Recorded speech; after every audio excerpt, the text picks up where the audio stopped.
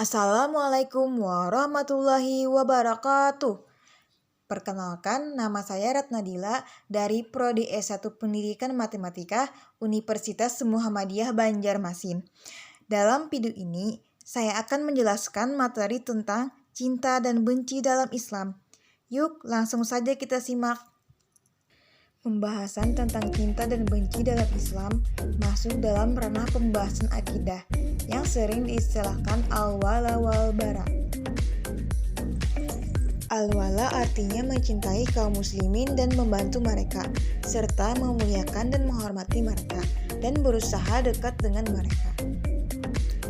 Sedangkan al-bara artinya membenci orang-orang kafir dan menjauhi serta memusuhi mereka. Akidah al-wala wal bara merupakan sesuatu yang penting karena yang pertama, termasuk pokok akidah Islam. Yang kedua, termasuk tali keimanan yang paling kuat. Yang ketiga, termasuk agama Ibrahim alaihissalam dan agama seluruh rasul, termasuk Muhammad sallallahu alaihi wasallam. Allah Ta'ala berfirman, "Sesungguhnya telah ada suri tauladan yang baik bagimu kepada Ibrahim dan orang-orang yang bersama dengan dia ketika mereka berkata kepada kaum mereka, sesungguhnya kami berlepas diri dari kamu dari apa yang kamu sembah selain Allah. Kami ingkari kekafiranmu dan telah nyata antara kami dan kamu permusuhan dan kebencian untuk selama-lamanya, sampai kamu beriman kepada Allah saja, kecuali perkataan Ibrahim kepada bapaknya, sesungguhnya aku akan memohonkan ampunan bagi kamu dan aku tiada dapat menolak sesuatu pun dari kamu, siksaan Allah." Ibrahim berkata, "Ya Tuhan kami, hanya kepada Engkaulah kami bertawakal dan hanya kepada Engkaulah kami bertaubat dan hanya kepada Engkaulah kami kembali." Quran Surah Al-Mumtahanah ayat 4. Jenis-jenis muwalah. Sikap wala atau cinta dan loyal terhadap orang kafir ada dua macam. Yang pertama, sikap muwalah kubra atau tawali, yaitu mencintai kesyirikan dan orang-orang musyrik, serta mencintai kekufuran dan orang-orang kafir. Sikap ini disertai membantu orang-orang kafir dalam memerangi kaum muslimin. Hukum sikap seperti ini adalah kufur akbar dan mengeluarkan pelakunya dari Islam. Dalilnya adalah firman Allah Quran Surah Al-Maidah ayat 51. Yang bunyinya, "Hai orang-orang yang beriman, janganlah kamu mengambil orang-orang Yahudi dan Nasrani menjadi pemimpin-pemimpinmu. Sebagian mereka adalah pemimpin bagi sebagian yang lain. Barang siapa di antara kamu mengambil mereka menjadi pemimpin, maka sesungguhnya orang itu termasuk golongan mereka." Yang kedua, sikap muwalah sugra, yaitu sikap mencintai orang-orang kafir dan musyrik karena alasan dunia dan tidak disertai pembelaan terhadap mereka. Hukum sikap seperti ini adalah haram dan termasuk dosa besar, namun bukan merupakan kekufuran. Yang seperti dalilnya adalah firman Allah yang bunyinya adalah, "Hai orang-orang yang beriman, janganlah kamu mengambil musuhku dan musuhmu menjadi teman-teman setia yang kamu sampaikan kepada mereka berita-berita Muhammad karena rasa kasih sayang." Quran Surah Al-Muntaha ayat 1. Di antara contoh-contoh perbuatan yang termasuk muwalah sugra adalah yang pertama, menyerupai mereka dalam berpakaian dan berbicara. Yang kedua, berpergian ke negeri mereka tanpa ada keperluan yang penting dan darurat. Yang ketiga, tinggal di negeri mereka dan tidak berusaha pindah ke negeri kaum muslimin. Yang keempat, menggunakan sistem penanggalan mereka. Yang kelima, bersengkongkol dan membantu perayaan hari besar mereka serta hadir dalam acara tersebut. Yang keenam, memberi nama dengan nama-nama yang khusus di kalangan mereka. Ada 3 golongan orang dalam al-wala wal bara yang harus kita perhatikan. Yang pertama, orang yang harus kita cintai secara total dan tidak disertai kebencian. Mereka adalah mukmin yang sempurna keimanannya, yaitu para nabi, shodiqin, syuhada, dan orang-orang soleh. Tentu saja yang paling terdepan di antara mereka adalah Rasulullah Shallallahu Alaihi Wasallam. Beliaulah yang mendapat kecintaan paling besar dibandingkan cinta seseorang kepada anaknya, orang tuanya, dan seluruh manusia. Kemudian setelah itu adalah para istri-istri Nabi dan keluarga beliau, serta para sahabat Nabi radhiyallahu anhum. Yang kedua, orang yang harus kita benci dan kita musuhi secara mutlak, serta tidak boleh mencintai dan loyal terhadap mereka. Mereka adalah orang-orang kafir, musyrik, munafik, dan orang yang murtad. Sebagaimana firman Allah dalam surah Al-Mujadilah ayat 22. Yang ketiga, orang yang kita cintai dan sekaligus kita benci. Pada diri mereka terkumpul kecintaan sekaligus kebencian. Mereka adalah orang mukmin yang bermaksiat. Kita mencintai mereka karena mereka adalah orang yang beriman, dan kita membenci mereka karena maksiat. Mereka yang tidak termasuk kemusyrikan dan kefakiran. Kecintaan kepada mereka menuntut seseorang untuk menasihati mereka dan mengingkarinya. Tidak boleh diam terhadap maksiat mereka, bahkan harus mengingkarinya dan memerintahkan mereka untuk berbuat baik dan mencegah kemungkaran. Namun tidak boleh seseorang membenci mereka secara mutlak dan berlepas diri dari mereka, seperti perbuatan Khawarij. Dalam masalah ini, Khawarij berpendapat bahwa pelaku dosa besar adalah kafir terhadap pelaku dosa besar yang bukan dosa kefakiran.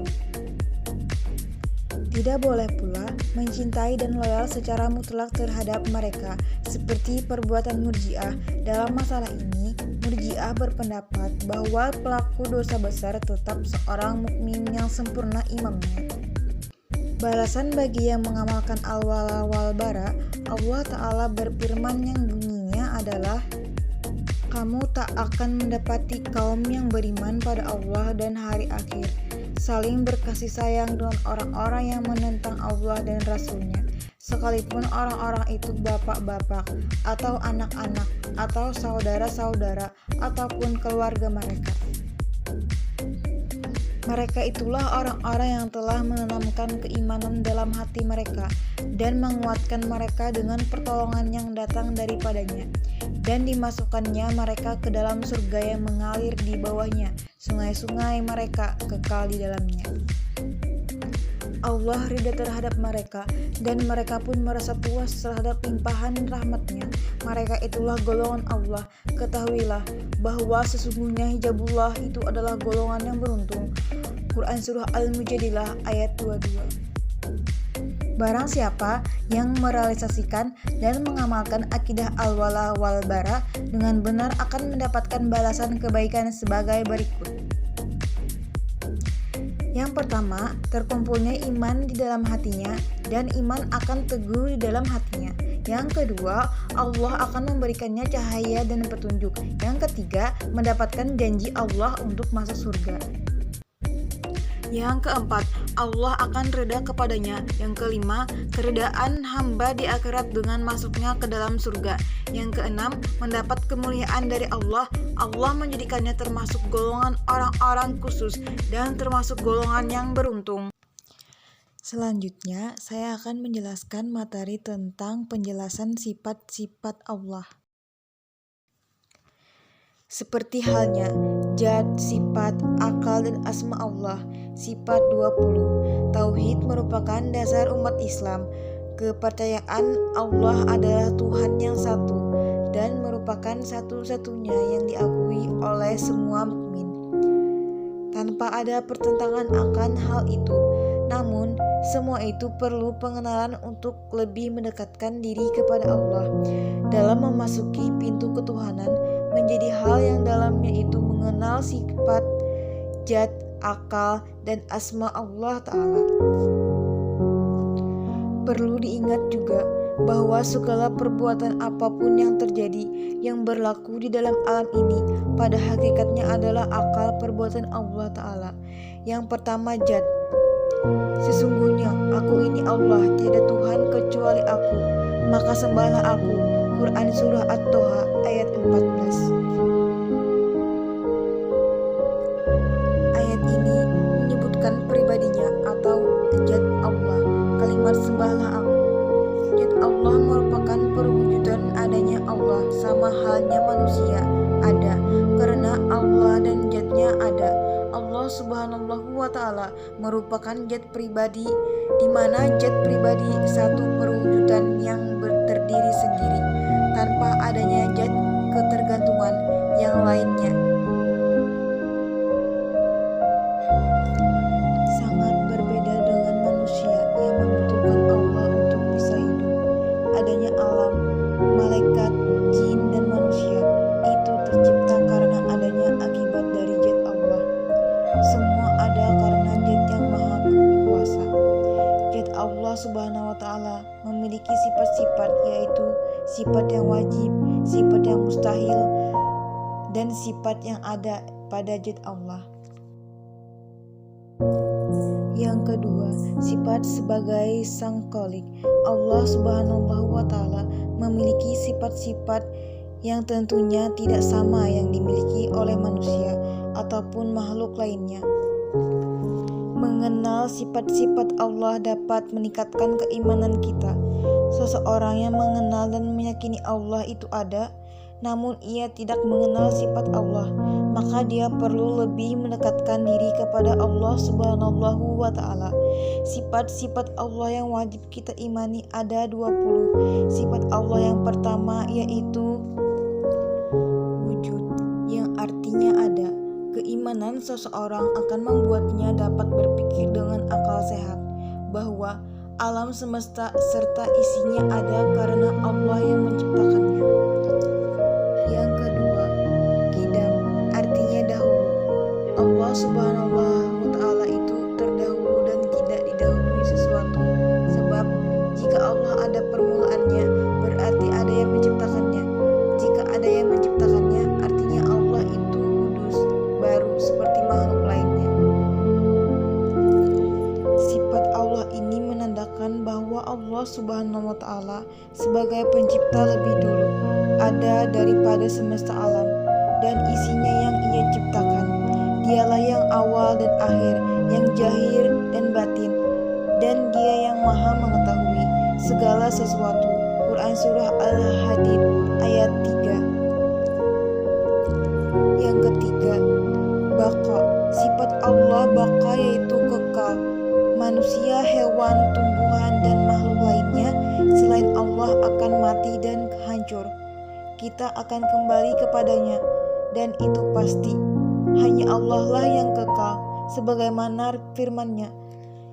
Semua yang ada di bumi itu akan binasa, dan tetap kekal wajah Rabb-Mu yang mempunyai kebesaran dan kemuliaan. Quran Surah Ar-Rahman ayat 26 dan 27. Yang keempat, mukhalafatul hawadisi. Sifat Allah ini artinya adalah Allah berbeda dengan ciptaannya. Itulah keistimewaan dan keagungan Allah Subhanahu wa Ta'ala. Allah berfirman, tidak ada sesuatu pun yang lupa dengan Dia, dan yang maha mendengar lagi maha melihat. Quran Surat Asy-Syura ayat 11. Yang kelima, qiyamuhu binafsihi. Sifat Allah ini artinya adalah Allah berdiri sendiri. Allah menciptakan alam semesta, membuat petir, menghadirkan surga dan neraka, dan lain sebagainya, tanpa bantuan makhluk apapun. Allah tiada Tuhan yang berhak disembah melainkan Dia, yang hidup kekal lagi terus-menerus mengurus makhluknya. Quran Surah Al-Imran ayat 2. Yang keenam, wahdaniyah. Sifat Allah wahdaniyah yaitu esa. Hal ini sesuai dengan kalimat syahadat asyhadu alla ilaha illallah, yang artinya tiada Tuhan selain Allah. Sekiranya ada di langit, di bumi, Tuhan selain Allah, tentunya keduanya itu sudah rusak binasa. Maka Maha Suci Allah yang mempunyai arsy daripada apa yang mereka sifatkan. Quran Surah Al-Anbiya ayat 22. Yang ketujuh, kudrat. Kudrat adalah berkuasa. Sifat Allah ini berarti Allah berkuasa atas segala yang ada atau yang telah Dia ciptakan. Kekuasaan Allah sangat berbeda dengan kekuasaan manusia di dunia. Allah memiliki kuasa terhadap hidup dan mati, Segala makhluk kekuasaan Allah itu sudah besar dan tidak terbatas. Sedangkan kekuasaan manusia, dunia dapat dibilang atas kepada Allah Subhanahu wa taala. Sebagaimana firman Allah, Pencipta atas segala sesuatu. Quran Surah Al-Baqarah ayat 20. Yang kedelapan, iradat, berarti berkehendak. Sifat Allah ini menandakan bahwa Allah Subhanahu wa taala memiliki kehendak atas semua ciptaannya. Bila Allah telah berkehendak takdir atau nasib seseorang, maka dia tak akan dapat mencegah atau menolaknya. Manusia hanya dapat berusaha dan berdoa, namun Allah lah yang menentukan segalanya. Kehendak Allah ini juga atas kemauan Allah. Tidak ada campur tangan dari manusia atau makhluk lain. Quran Surah Hud ayat 107. Yang kesembilan, ilmu, artinya mengetahui. Allah Subhanahu wa taala mengetahui segala sesuatu pun meskipun yang tidak terlihat, yang ada di langit dan di bumi, dan Allah Maha mengetahui segala sesuatu. Quran Surat Al-Hujurat ayat 16. Sifat Allah yang ke-10, hayat. Sifat Allah hayat atau hidup, namun hidupnya Allah tidak seperti manusia. Karena Allah yang menghidupkan manusia, manusia bisa mati, Allah tidak mati, ia akan hidup selama-lamanya. Firman Allah, tidak ada Tuhan yang berhak disembah melainkan Dia, hidup kekal terus-menerus mengurus makhluknya, tidak mengantuk, tidak tidur. Quran Surah Al-Baqarah ayat 255.